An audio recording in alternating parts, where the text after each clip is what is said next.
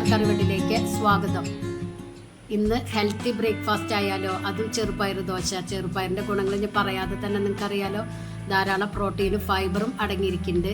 ചെറുപയർ കഴിക്കുന്നത് രക്തത്തിലെ പഞ്ചസാരയുടെ അളവ് നിയന്ത്രിക്കാനും കൊളസ്ട്രോൾ കുറയ്ക്കാനും ദഹനം മെച്ചപ്പെടുത്താനും സഹായിക്കും. പല്ലുകളുടെയും എല്ലുകളുടെയും ആരോഗ്യത്തിനും സഹായിക്കും. അപ്പം നമുക്ക് റെസിപ്പിയിലേക്ക് പോകാം. കണ്ട നല്ല ക്രിസ്പി ദോശ.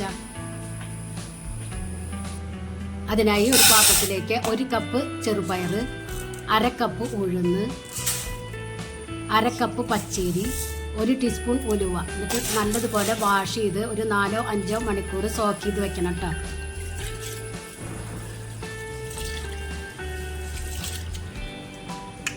ഇതിപ്പോൾ 5 മണിക്കൂർ കഴിഞ്ഞു. ഇനി നമുക്കിതൊന്ന് അരച്ചെടുക്കാം. ഒരു മിക്സിയുടെ ജാറിലേക്ക് ഇത് ഇട്ട് കൊടുക്കുക. കൂടെ തന്നെ ഒരു വലിയ കയ്യിൽ ചോറും ഞാൻ ചേർക്കുന്നുണ്ട്. 1 കപ്പ് വെള്ളം ഒഴിച്ചിട്ട് അരച്ചെടുത്തിട്ട് വരാം. നല്ലതുപോലെ അരച്ചെടുക്കണം, തരിയൊന്നും ഇല്ലാതെ ഇതുപോലെ അരച്ചെടുക്കുക. ഇതിനി ഒരു പാത്രത്തിലേക്ക് ഒഴിച്ചു കൊടുക്കാം. മിക്സിയുടെ ജാറിൽ കുറച്ച് വെള്ളം ഒഴിച്ചിട്ട് അതും ചുറ്റിച്ച് ഒഴിച്ചു കൊടുക്കുക.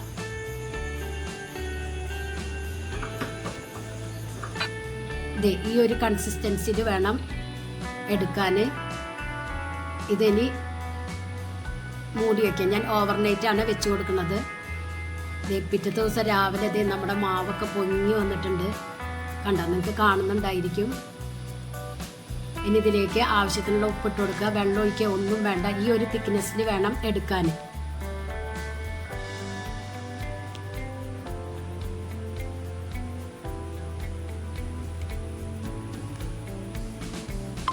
ഞാൻ ഈ മാവ് വെച്ചിട്ട് തന്നെ ഇഡലിയും ചെയ്തെടുക്കുന്നുണ്ട്. രണ്ടിനും ഇതേ കൺസിസ്റ്റൻസി മതിയിട്ടാണ്. ഇനി ഒരു പാൻ സ്റ്റൗവിൽ വെച്ച് കൊടുക്കുക. ഒന്ന് ചെറുതായി ചൂടായതിന് ശേഷം എണ്ണ തടവി കൊടുക്കുക. എന്നിട്ട് ഒരു കയ്യിൽ മാവ് ഒഴിച്ച് ഒന്ന് ചുറ്റിച്ചു കൊടുക്കുക. നൈസായിട്ട് വേണം ചുറ്റിച്ചു കൊടുക്കാൻ. ലോ ഫ്ലെയിമിൽ വേണം സ്റ്റൗവ് വെച്ച് കൊടുക്കാൻ.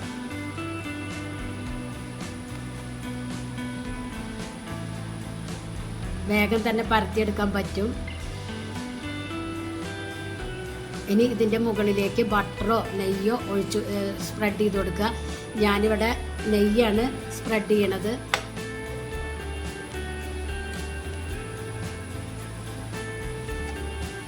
ഇതായി വരുമ്പോഴത്തേന് നമുക്ക് ഇതിലേക്കുള്ള ചമ്മന്തി റെഡിയാക്കിയെടുക്കാം.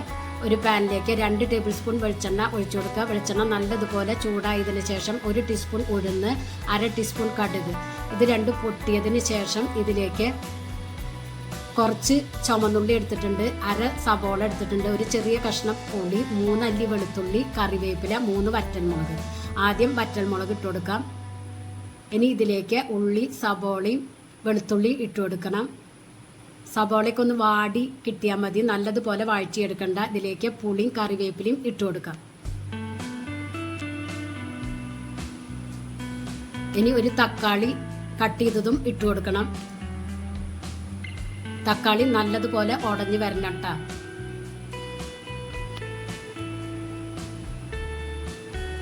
തക്കാളി നല്ലതുപോലെ ഉടഞ്ഞ് വെന്ത് വന്നതിന് ശേഷം ഇതിലേക്ക് ആവശ്യത്തിന് ഉപ്പിട്ട് കൊടുക്കാം. 2 ടേബിൾ സ്പൂൺ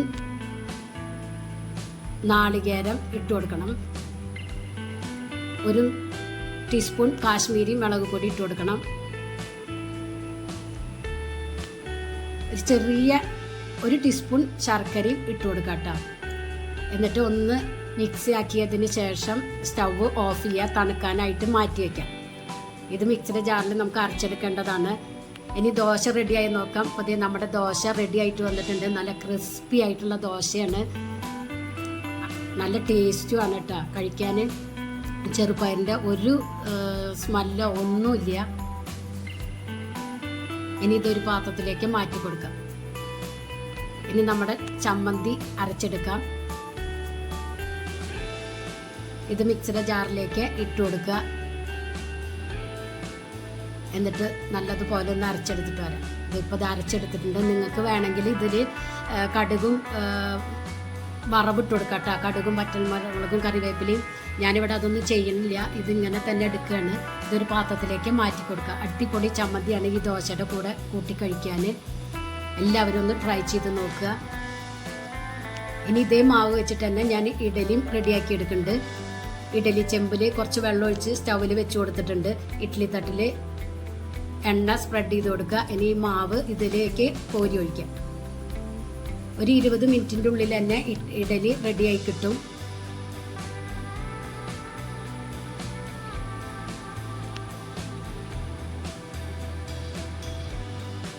ഇപ്പോൾ അത് നമ്മുടെ ഇഡലി റെഡി ആയിട്ടുണ്ട്.